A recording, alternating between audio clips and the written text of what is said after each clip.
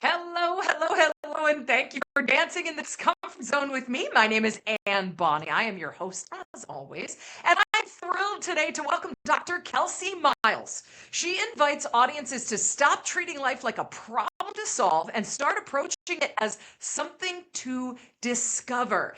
And as we hear her story of science to music, you're going to start to see this theme weaving in. One of the things I really wanted to talk to Dr. Kelsey about was this different types of intelligence that come into play in our lives as humans as we build our emotional intelligence and empathy for other people and for ourselves. This is what I was looking forward to talking to her about. And through her live science and live music experiences, she shows people how to read the signal, cut through the noise, and make decisions that feel more aligned with who they are becoming. In the intake form, she put, it's easy to get caught up in the race to success only to realize you've built a life that no longer feels like yours. That one went straight to my heart, y'all. Y'all have heard my story before where I suddenly woke up and had everything that I had been working for and then suddenly was like, wait a minute. So I'm super excited. Chemistry to music today, here to dance in the discomfort zone with us. Welcome, Dr. Kelsey. How are you? I'm great, Anne. Thank you for having me on your podcast. I love the topic of dancing in the discomfort. That is something we all need to do. Well, and it's so funny because people keep saying to me, well, in your marketing, you want to give people what they want. People don't want discomfort. Yeah, but we need it. Well, I'd argue that you can't have life without it. It will happen. Whether or not you want it. Totally. A friend of mine, Brett Eaton, wrote a book called Uncomfortable Anyway. Like, either way, I think it was uncomfortable either way. You're going to be uncomfortable either way.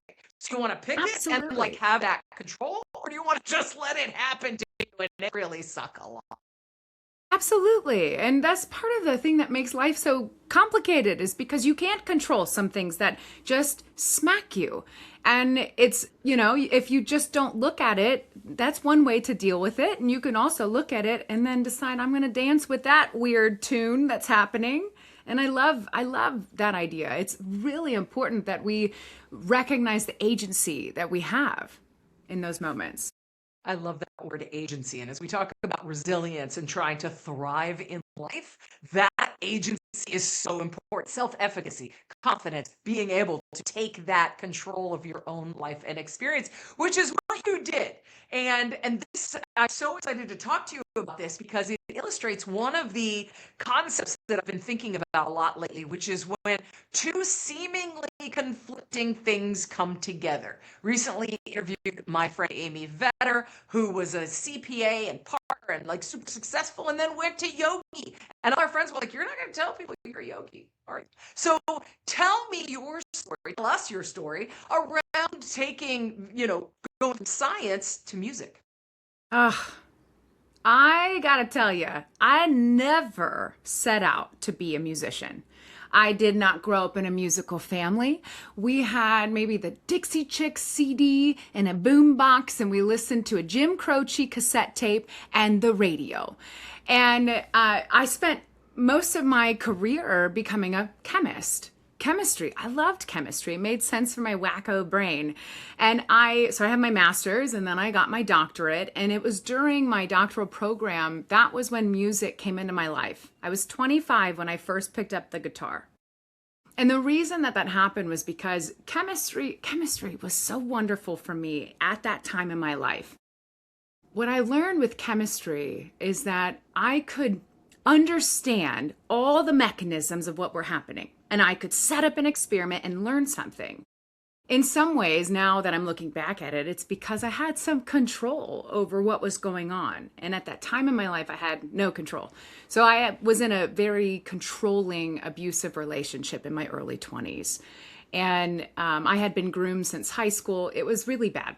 And chemistry was this way that life made sense for me.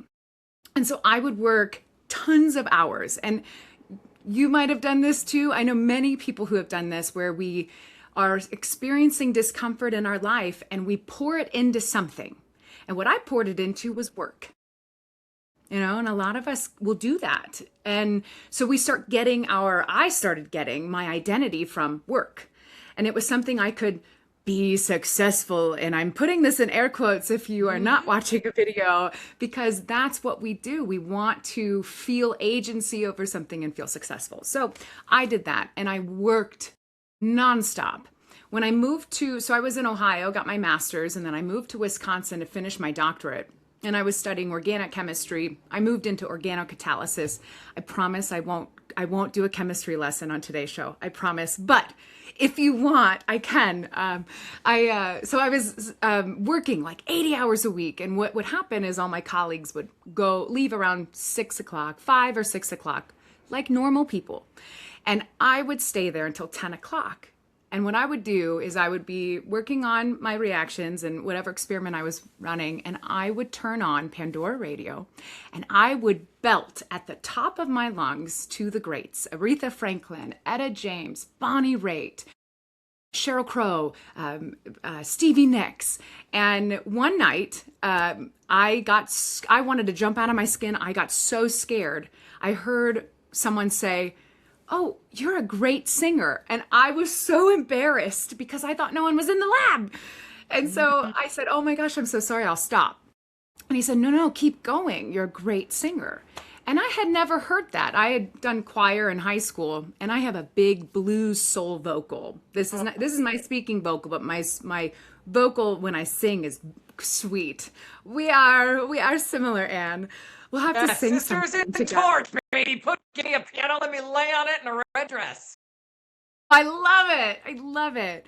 And our voices don't always blend well in a choir. So I was told in high school that I needed to be quiet. So I had just, grabbed onto that identity that I'm a bad singer, and I just did it for myself.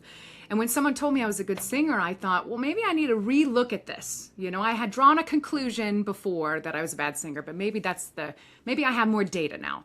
So that night I actually stopped at a karaoke bar. I just I'm going to do it, because I knew something was wrong. I was working so much. I knew that I needed to do something different. To heal from that controlling relationship. So I did. I stopped at a karaoke bar. I was nervous. I sang a song. I met some people, and this woman I met said, "You need to borrow my guitar because you're a great singer." Well, I had never played guitar. I'm 25. I'd never played an instrument except for the plastic recorder in, middle school. And so I learned how to play guitar, and I went to the most prestigious school for this, YouTube Academy. Yes. Admission is free. Right. And I woke up every day working on this. And the interesting thing for me was that music gave me a way for me to understand what was happening inside in a way that none of my critical thinking skills that I had, like I had very good critical thinking skills for chemistry, but I hadn't honed the skill of really feeling what was going on and really understanding what was on the inside. So music gave that to me, and I started to write music, and I really learned something interesting about songwriting. It's not that I'm writing a song, it's more like I'm uncovering something that exists. And so what I did after I graduated, I got my doctorate, I disappointed everyone in my life. I became a musician, a full-time musician. I lived in the basement of a friend's place. I was playing shows for like $50. I started to travel. So I started to build up my network, my booking agents, the venues I was playing. And my parents were disappointed, but really what it was they were scared. They were worried about their daughter. Yep. And no one understood, because there I am with a master's and a doctorate in chemistry. I'd always planned to be a chemistry professor. And there I am playing for drunk people at bars. And for $50 a night. $50 a night. And I loved it because I got to learn a new topic. I learned chemistry. I mastered chemistry to a level that was just, there's always more to learn, but when you really master a subject, it makes you kind of allow you to zoom out more. And I realized what I was most interested in learning next was way more complicated, and it was people. I Mm-hmm. realized how complicated I was and how I kept changing. I kept changing my what I liked, what I didn't like, and the people around me kept changing. And there's people that maybe aren't as nice to you, and then they start being nice to you. It's confusing. Being a human is kind of how I would always say science is easy, people are hard. Yep. Yep. And and so I just traveled around meeting people. My favorite things with the shows was I would set up and I would talk to people. They would tell me about their life. I would start learning all of these things, and I realized we have way more in common than we have different. And so Say it louder for those in the back. This is, and I want to pause here because I think this is such an important fact, completely off topic with everything we're talking about, everything I want this episode to be. And that statement right there is just so cool. And it's such an incredible realization that to have it at that moment in your life is pretty great. absolutely, Anne. Like, and I think part of it is we walk around thinking we're so different, which actually keeps us from understanding ourselves more. When, Separate. Yep. it's pretty interesting when you start to get there.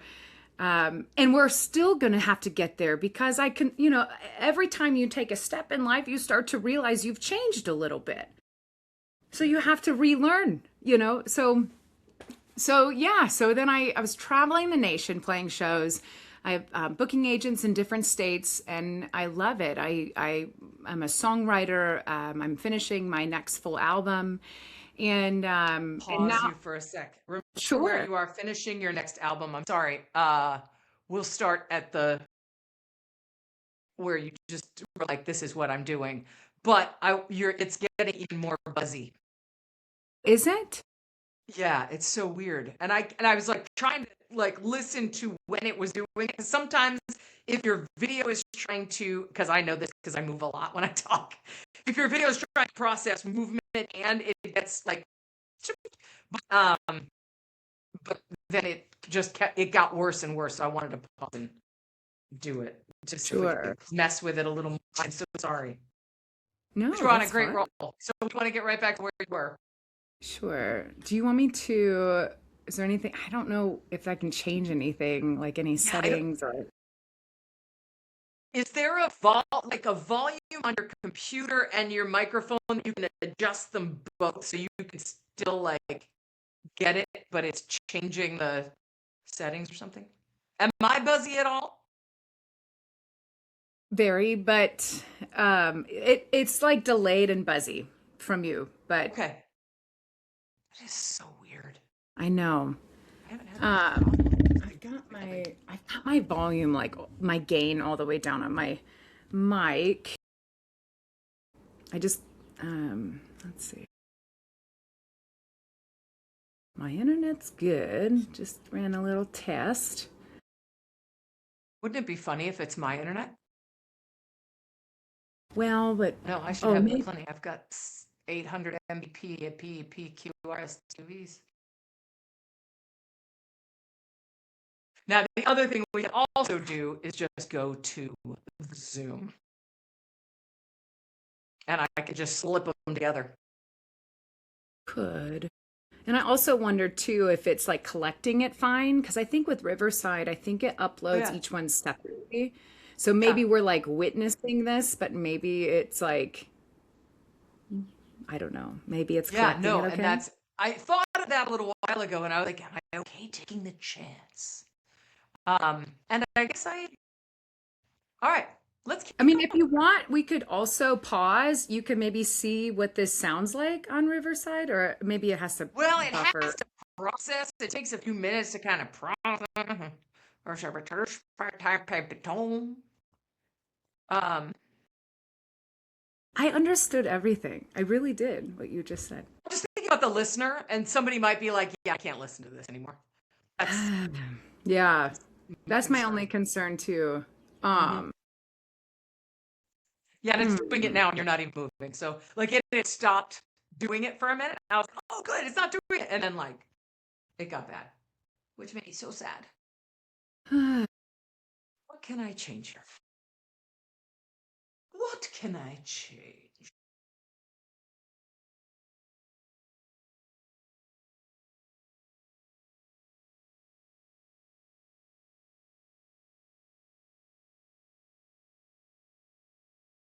All right, let's just keep going and we'll be good. Thank you for your patience. I apologize for this. Problem. I can change any of that right now. Okay. So let's just Cool. keep And just going. and just so you know, because I think it's like delayed when you come in. So I apologize if I'm anyway, because it's delayed for me when I receive your like you saying something. Yeah. Anyway, it takes me just a second then to stop talking. So yeah, anyway. Yeah, I no. don't it's weird. So weird. Yeah, and freaking technology, whatever. It's AI. They don't want us to talk. Somebody All blames right. like a human thing on AI recently, and I laughed so hard. I was like, that's just fucking funny. All right, They back to blamed the what on place. AI? It was a human thing. Like somebody messed something up and they were like, oh, it was AI. Or like somebody farted or something. Like something stupid. And they were like, oh, that was AI. Like, I'm gonna use that. I'm gonna totally use that in my classrooms.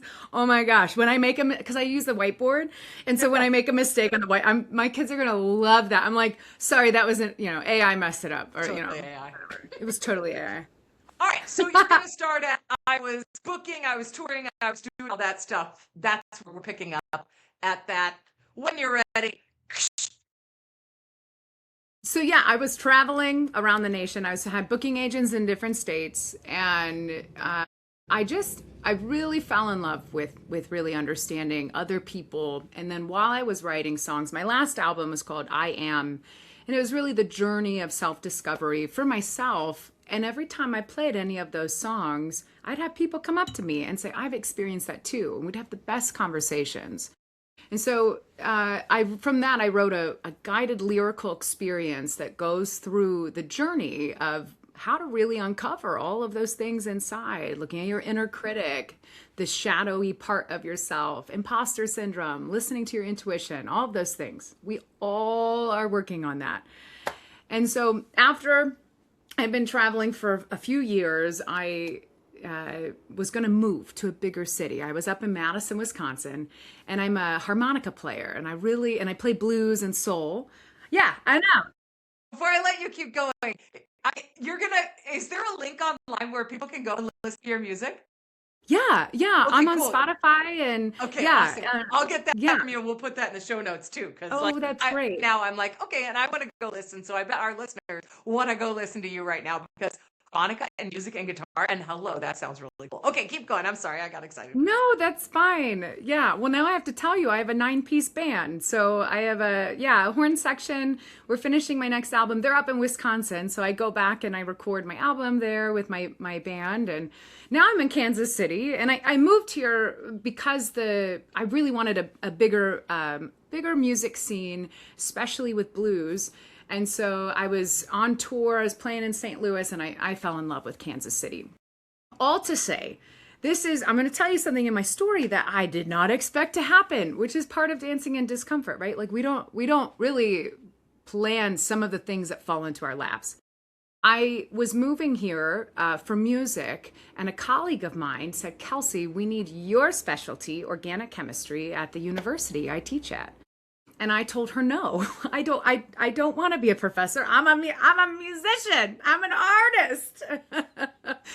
And eventually she had me meet her colleagues, and it was actually an interview. Found that out on the call. She snuck that in on you. She did. And I met these educators who were really, really there for the students, and I fell in love with that university. So I work at Avila University in Kansas City, and I'm very impressed by how they support these young adults. And so I said yes.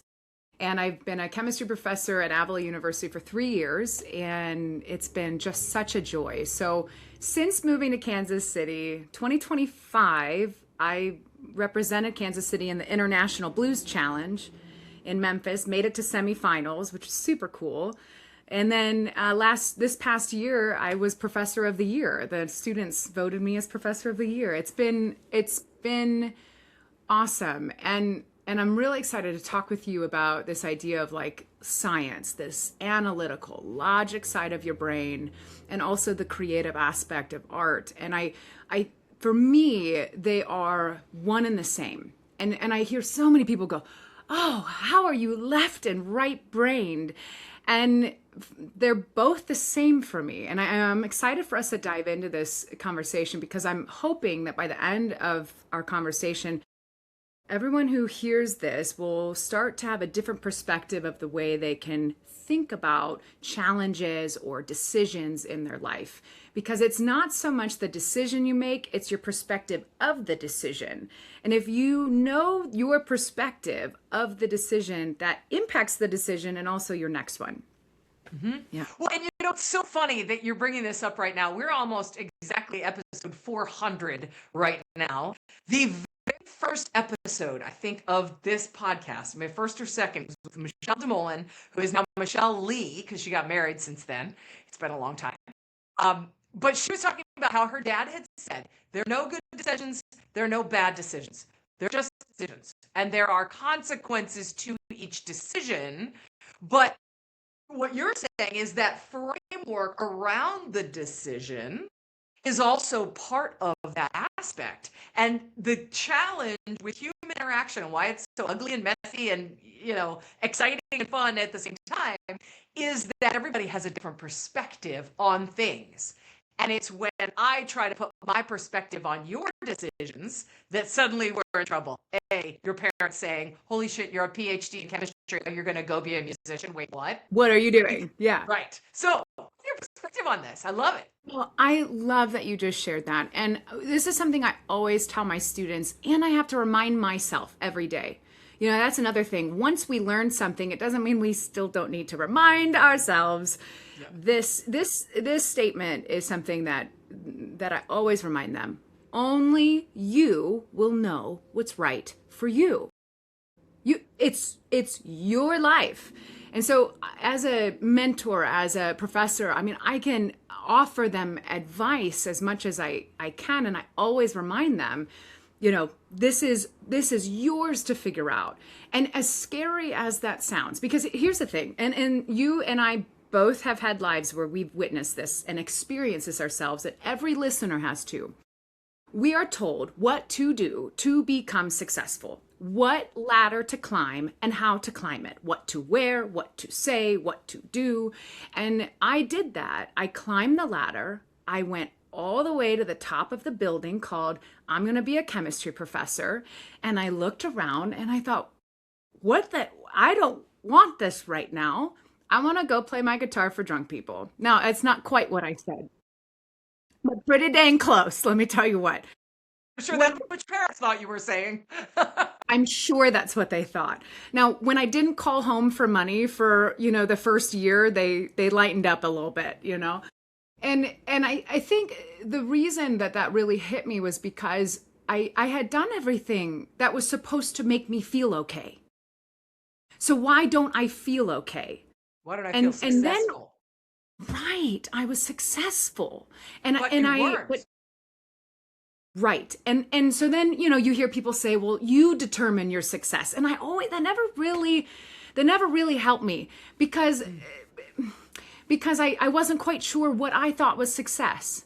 And it would change sometimes. And so then this is what I found for me that I really think has helped me and has helped a lot of my students.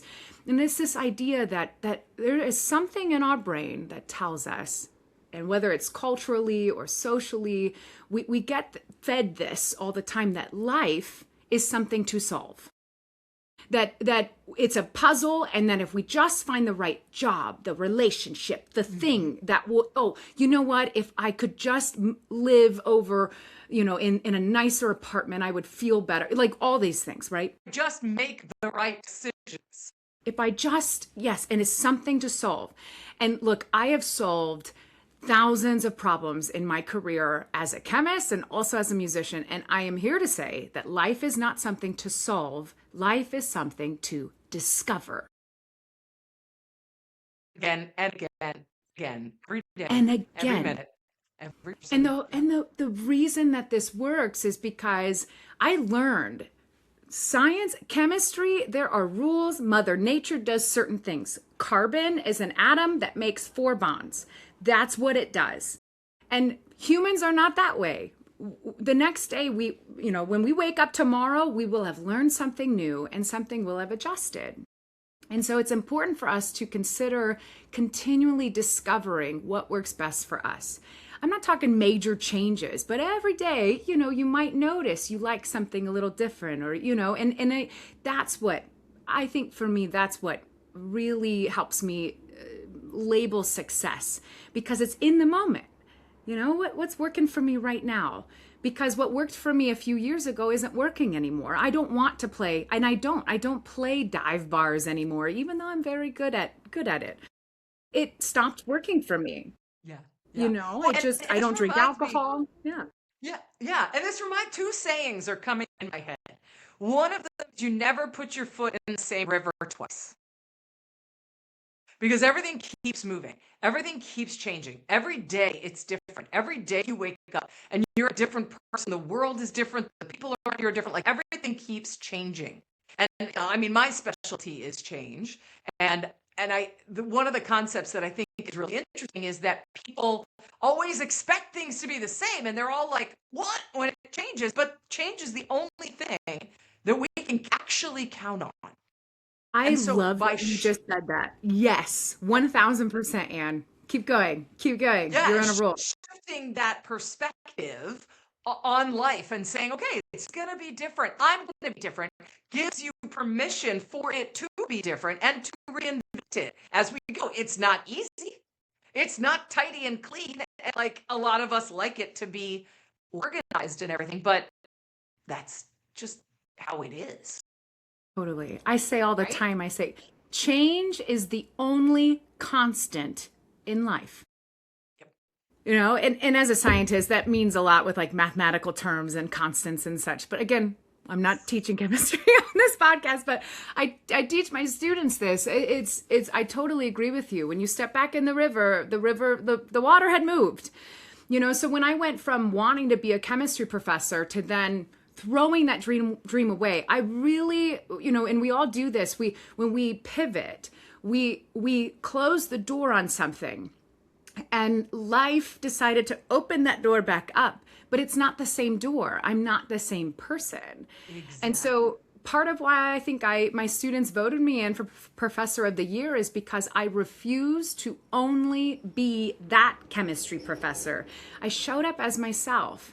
And boy, did we have fun. I play harmonica on the first day, and I really help them understand that there's more to life than just this class, and there's more to life than just the next step. It's really, really getting okay with taking it all in, knowing you're not going to always know the right answer.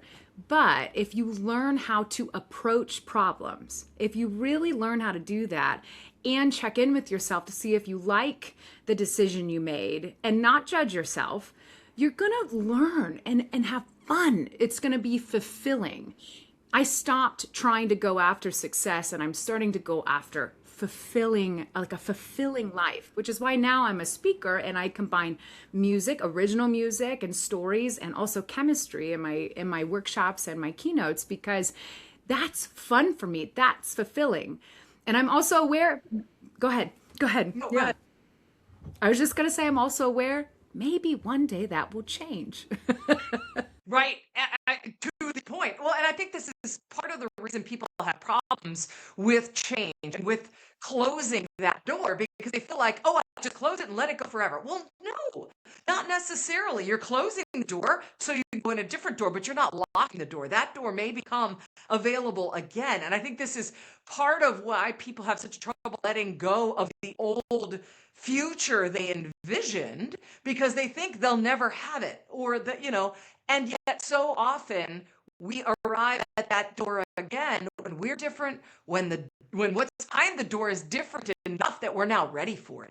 You needed to get that 360, my assumption is, you needed to get that 360 view of life to be able to bring a full human to that classroom and teach chemistry from that perspective. I'm in a new relationship right now, and he and I are discovering the same thing of we weren't ready for each other when we first met. Now it's a completely different picture because so much has happened and we've evolved so much. So it's I such an love interesting. that for you, and I love this idea that you use the word to discover, and when you approach it that way, when you approach it, I call it thinking like a scientist and Uh-huh. creating like an artist. So you need the critical thinking skills of like I analytically can look at this, critically think about what didn't work when we first met and why it was off, and also I am open to the possibility of what we can create. That's an artist. And that's This bringing both. totally, and this goes back to the second saying that came up for me a few minutes ago, which was don't freeze people. So Don't when we say, don't "Oh, freeze. Kelsey's the," don't freeze them. Don't freeze Mhm. them in who you think they are, because they're never gonna be the same next time you meet them, whether it's tomorrow or next year or in 10 years, right? You're not the chemistry girl. You're different than you were back when you were working 80 hours a week doing the chemistry all the time. You're a different person. And so if I walk into every interaction with you thinking you were who you were back then, I'm going to be like, oh, wait, this is a different person. Or you're not going to feel like you're being understood or heard in that moment either. So as we're trying to I be love emotionally that. intelligent in interactions, not freezing people is a huge piece of this too. I love that. And when I hear that, then I immediately think of how scary it can be to be open to the new possibilities. So this is part of what I teach.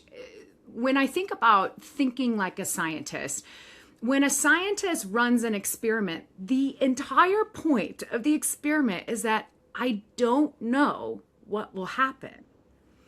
And the reason this is so hard as a human is because we are doing this in our lives. Whether or not you're a scientist, if you're listening to this episode, you have experimented in your life. Every decision and choice is an experiment. Now, we put judgment on ourselves if it doesn't go as planned. We are the ones that make assumptions or really want a certain outcome. But if you're truly a scientist, you run an experiment and you let the data be the data.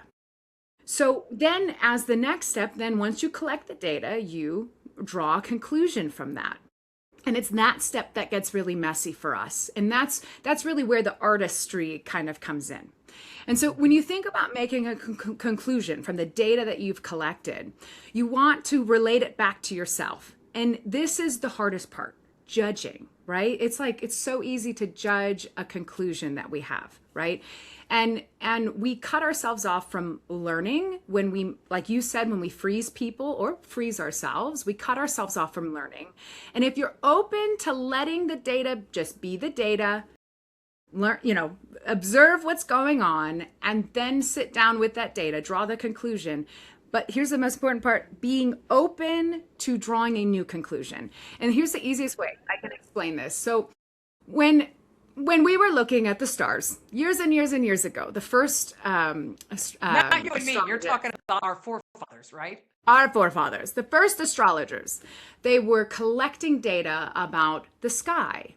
And the data suggested, the conclusion they drew from this data was that the sun revolved around the earth. Now, we know that that's not true. However, the data gave them that conclusion. Now, with time and more data, now they have a different conclusion. The earth revolves around the sun. And we go, well, yeah, that, of course, we know that. Well, the truth was that the earth revolved around the sun. The data they had absolutely suggested the sun revolved around the earth. It required more data. More experiments needed to be run. More And so, curiosity.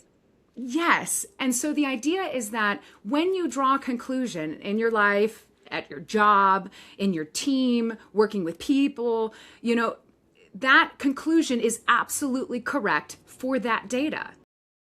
But what happens if you collect more data that gives you a different conclusion? And I think that's the part that I'm hoping more people can lean into, because when you do that, you're more open to receiving new data, you see new possibilities, you make better decisions because you're collecting more data. When you're dealing with messy humans who change and evolve everything, you are more able to connect, more able to find common ground, and more able to realize, to your point earlier, that we are actually a heck of a lot more similar than we are different, which is so Ex- important these days. exactly.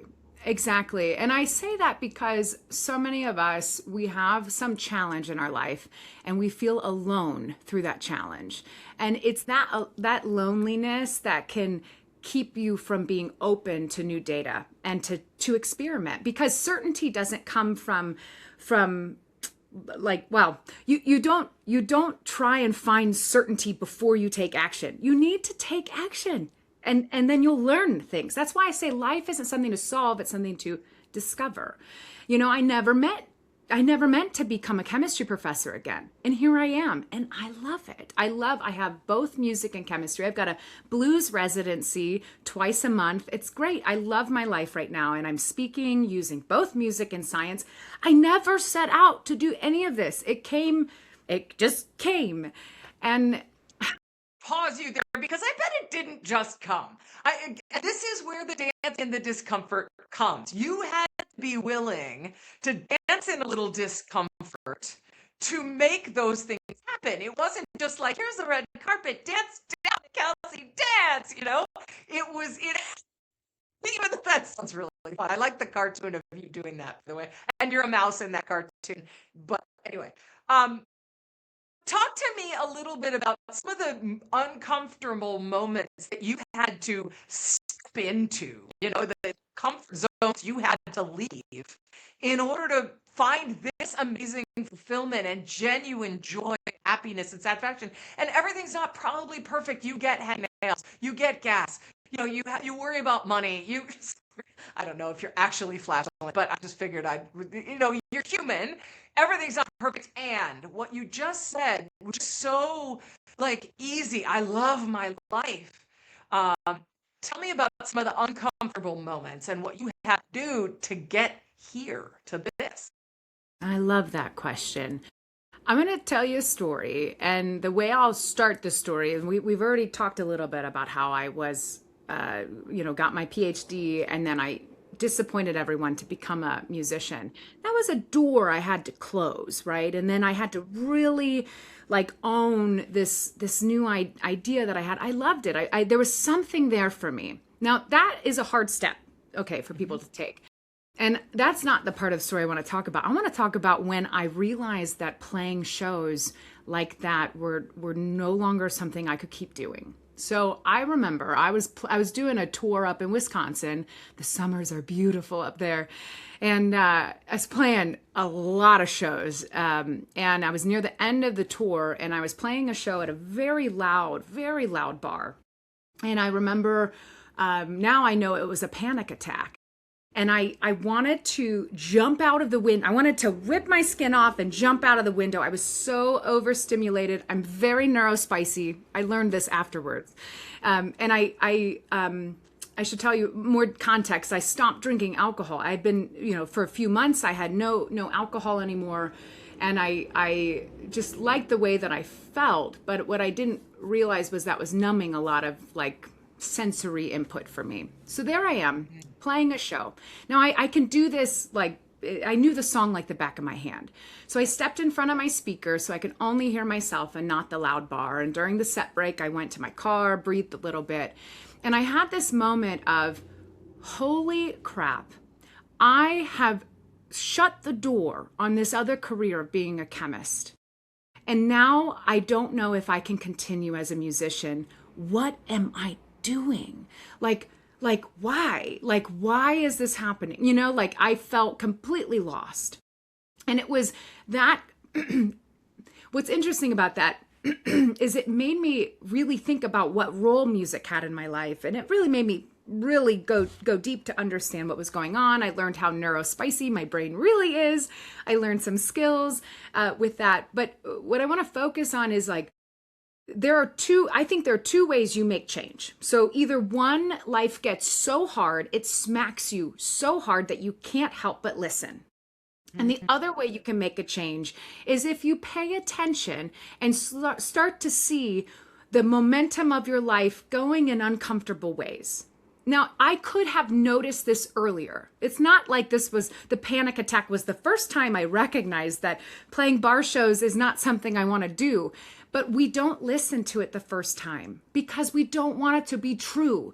We made a decision and we are so focused on continuing. And so what I really wanted to figure out in my life is how can I figure this out sooner so life doesn't have to kick me in the head and then make me make a decision. And we've all experienced this. We've all been smacked by life and then had to make a pivot. And there are ways. Go ahead. Yeah, somebody on this exact podcast said it that the universe will whisper. You'll kind of start getting little hints, and then it'll kind of say it out loud, and then it'll put it on a billboard, and then it hit you in the head with a 2x4. And it's like, how do I hear the whisper before I get hit in the head with a 2x4? Exactly. And there is kind of, I find comfort in it knowing that if I don't hear the whisper, I will be notified. I just don't. You can't miss it eventually. Eventually. And I think that's really why I'm doing the work that I'm doing. And I realize that how much I use the scientific method in my own life.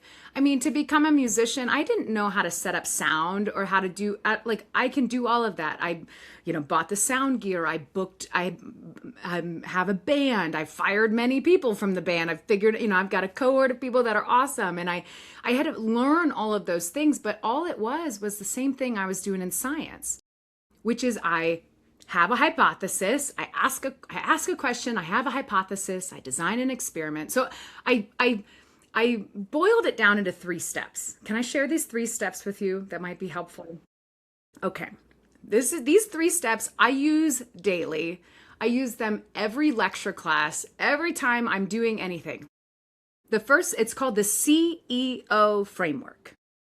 CEO framework. So some people are like, oh, be the CEO of your life. Actually, that was a friend of mine who called me out on this.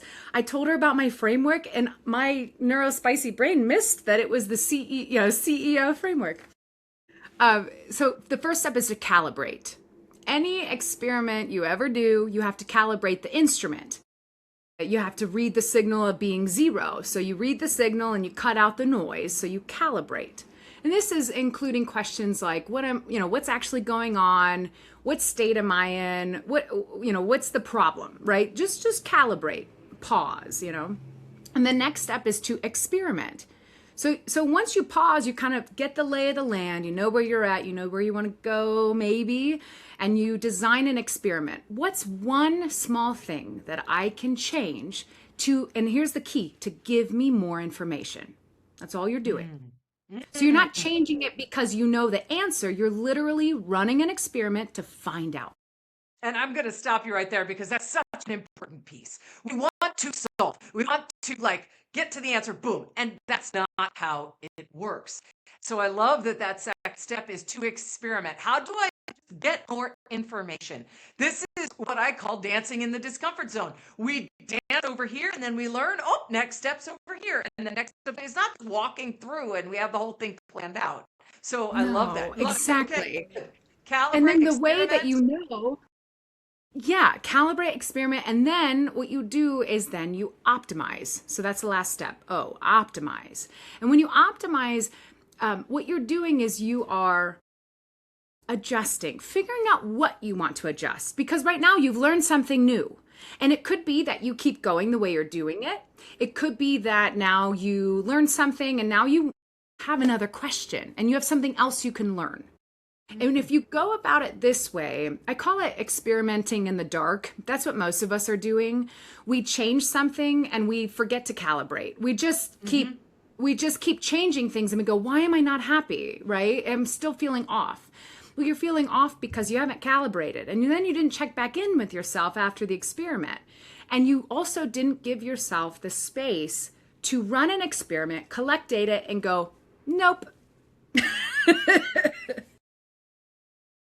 Of the optimize, right? It's to say, what do I do with what I just got a little more data. Okay, now what?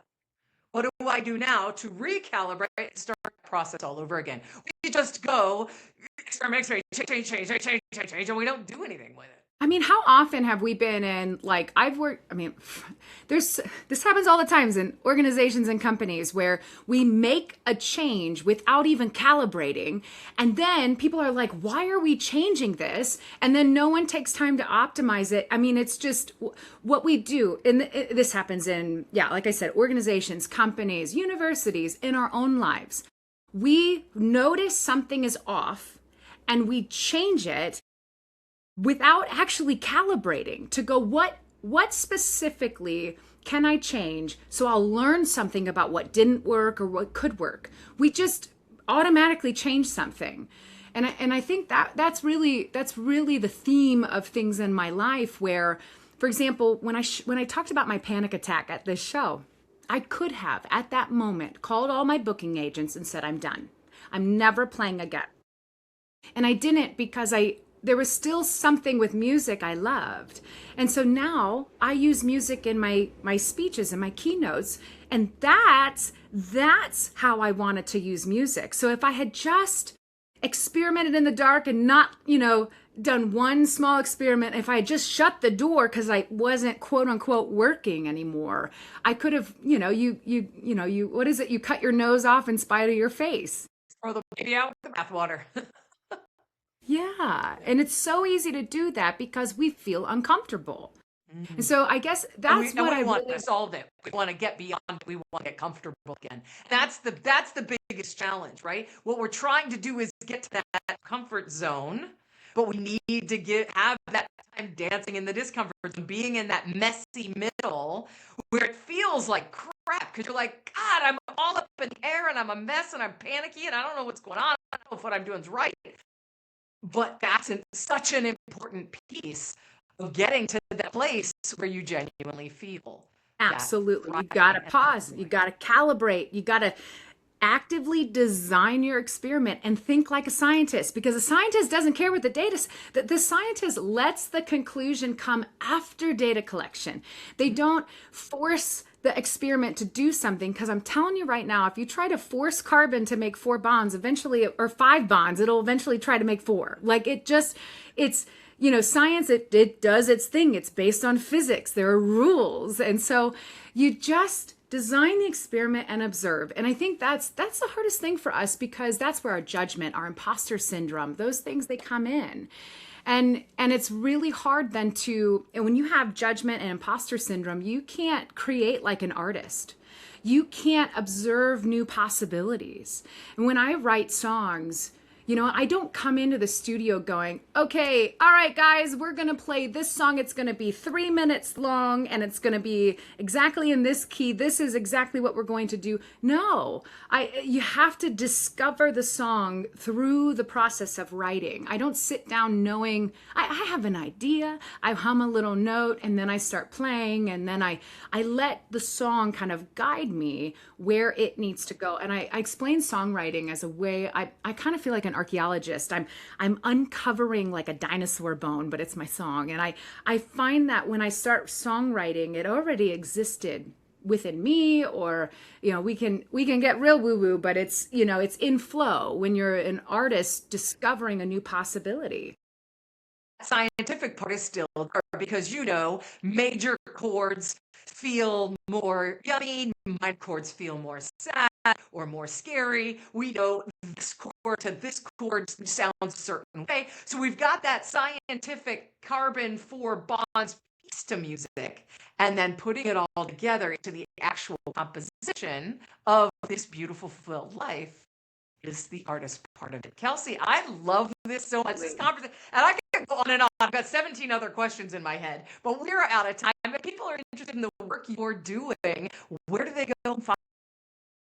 Yeah, well, they can find my music on Spotify or Google Play, wherever you listen to music. My next album's coming out soon, and you can find out more about what I talked about today through my website, drkelseymiles.com. And I'll put all those links in the show notes. You can go just click and find more. Kelsey, this has been a very awesome conversation. Thank you so much for your time and all your insights and all your dancing in the Discomfort Zone so you can come and share it with us. Thank you, Anne. This was a lovely conversation. I really enjoyed it.